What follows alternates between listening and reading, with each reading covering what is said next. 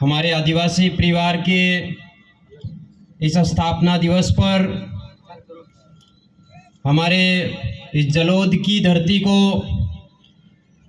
हमारे भिल राणा पुंजा की धरती से नमन जोहार और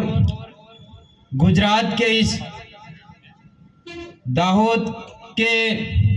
मध्य प्रदेश के, राजस्थान से और गुजरात के सभी कोने कोने से यहाँ पर आए हुए इस धरती के अणिधूल मूलना धनी आप सभी देश के मूल नेटिव, मूल बीज, मूल मालिकों को भी मेरा जय जोहार।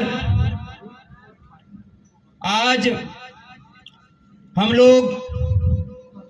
आदिवासी परिवार का स्थापना दिवस मना रहे हैं। इस स्थापना दिवस पर हम लोग कुछ बात यहाँ पे बता के जाना चाहेंगे कि आदिवासी परिवार एक ऐसी विचारधारा है जिस प्रकार से हमारे पूर्वज, हमारे पुरखे, हमारे महापुरुष ये बता कर गए थे कि सोरे आमना वाला समय में ये धरती बीज ने का है, बीज जिंदा है। तो इसी आदिवासी परिवार की थीम पर ये ओरिजिनल रक्त, ओरिजिनल डीएनए हमारा जिंदा है और ओरिजिनल डीएनए, ओरिजिनल खून जिंदा है, तभी इतना बड़ा जन जागरण हो रहा है। और इस ओरिजिनल खून की वजह से जिस प्रकार से हमारा अस्तित्व खतरे में था,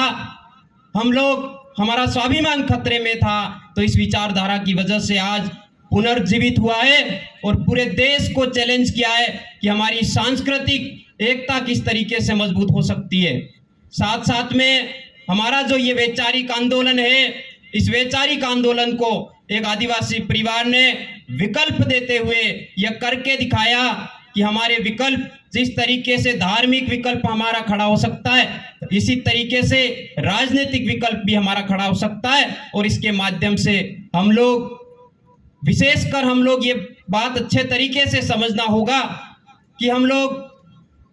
पूरे देश पर हम लोग सत्ता में नहीं आ सकते, लेकिन हमारा जो मूल मकसद है, ट्राइबल इलाके के अंदर ट्राइबल एडवाइजरी काउंसिल बनी हुई है, उस टीएससी पे हमारा कब्जा हो सकता है। और मूल मकसद हमारा टीएससी पे कब्जा हो गया तो निश्चित तौर पर हमारे आदिवासियों की समस्या का समाधान हो जाएगा। तो हम लोगों को बहुत अच्छे तरीके से पूरे देश के अंदर हमारे आदिवासी परिवार की विचारधारा के साथ में, परिवारवाद की भावना के साथ में जुड़कर हम लोगों को काम करना होगा। निरंतर तरीके से हम लोग काम करते हैं तो निश्चित तौर पर आने वाले समय में हमारे पुरखे, हमारे पूर्वज ये बता के गए थे कि आखिरी समय में आखिरी जो पीढ़ी है वो ये पीढ़ी है और इस पीढ़ी का वापस पुनः राज आएगा। तो पुनः राज स्थापित करने के लिए हम लोगों को काम करना होगा। हम लोग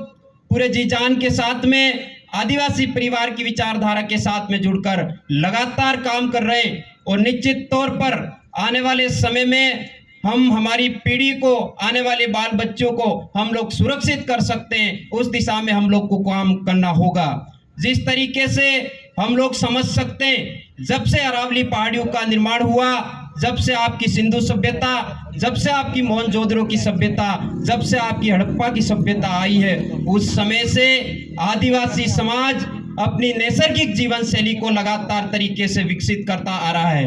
हम लोग ये अच्छे तरीके से समझ सकते हैं कि इस धरती पर जितना आविष्कार हुआ है वो आदिवासियों के द्वारा आविष्कार किया हुआ है। जिस तरीके से हम लोग समझ सकते हैं कौन सा फल खाने योग्य है, कौन सा बीज खाने योग्य है, वो भी हमारे आदिवासियों ने पहचान करी थी। और हमारे आदिवासियों के लिए जितना भी हमारी जो आवश्यकता थी, उस आवश्यकता की अगर हमारे लोगों ने खोज की है तो आदिवासियों ने की है। जिस तरह से हम लोग देख सकते हैं, हमारे सांस्कृतिक व्यायाम के लिए भी हमारे लोगों ने, हमारे खेल का निर्माण भी हमारे कई समय पहले कर चुके थे। तो हमारे लोग आविष्कारकर्ता बने और ये लोग हमारे उन खोजों का व्यापार करता बने हैं। तो हमारे आविष्कारकर्ता जो थे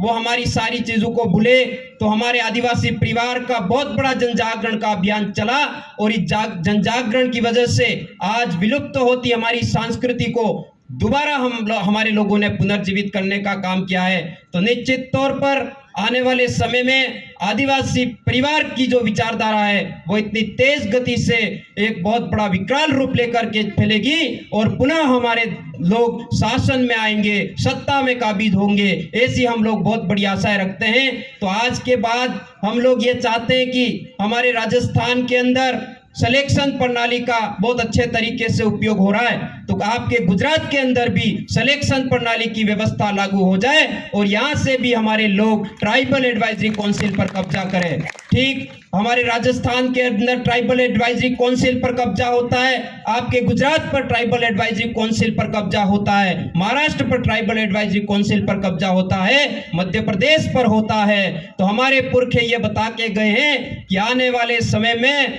आपका सेपरेट अलग बिल प्रदेश बनेगा, तो निश्चित तौर पर हमारे बिलों का सेपरेट बिल प्रदेश बनेगा। इस बात पर हम और बताना चाहते हैं कि हमारे भारत का जो नामकरण हुआ है वो भी आदिवासियों के नाम पर भारत का नामकरण हुआ है। जिस प्रकार से हमें इंडिजिनियस बोला जाता है, इंडूज बोला जाता है, दैट्स इंडिया, इंडूज दैट्स इंडिया, यानी आदिवासियों के नाम पर ही भारत का नामकरण हुआ है। ठीक उसी प्रकार से हम लोग समझ सकते हैं कि हमारा राजस्थान है वो भी भीलों की जमीन पर बसा हुआ है, आपका गुजरात है वो भी भीलों की जमीन पर बसा हुआ है, आपका महाराष्ट्र है वो भी भीलों की जमीन पर बसा हुआ है, आपका मध्य प्रदेश भी भीलों की जमीन पर बसा हुआ है। तो हम लोगों को हमारा भीलों का बिल प्रदेश चाहिए और बिल प्रदेश की लड़ाई के लिए तब तक लड़ना होगा जब तक हमारे शरीर के अंदर एक एक रक्त का कण मौजूद है, तब तक हम लोगों को हमारे बिल प्रदेश की लड़ाई को आगे बढ़ाना होगा। मैं इसी शब्दों के साथ ज्यादा बातें नहीं कहकर हमारे बीच में हमारे देश के सभी आदिवासियों को